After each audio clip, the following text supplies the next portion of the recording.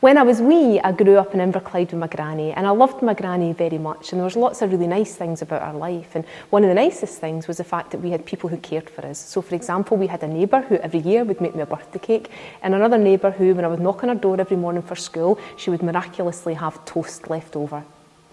And in my adult life, I also have people who inspire me, people who motivate me, and people who encourage me.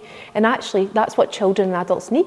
They need someone who listens to them, someone who cares for them, and someone who wants the very best for them.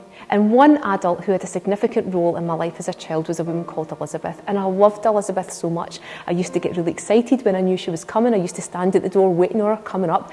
And I just felt a genuine warmth and kindness from her. And Elizabeth taught me about Jekyll and Hyde. She taught me about Black Beauty, and she also told me that it wasn't okay for me to put her name on my reading record because that was forgery and it was against the law. And Elizabeth was a VTO volunteer.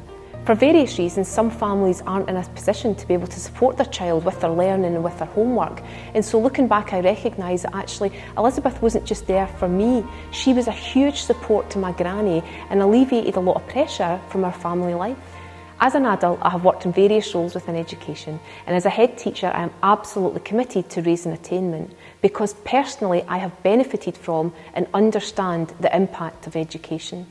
I can't underestimate the impact that VTO and my tutor had on my life, because that little Sharon benefited greatly from that weekly input from someone who showed a genuine care and interest in her, someone who was absolutely committed to her, someone who wanted the best for her, and someone who motivated and inspired her.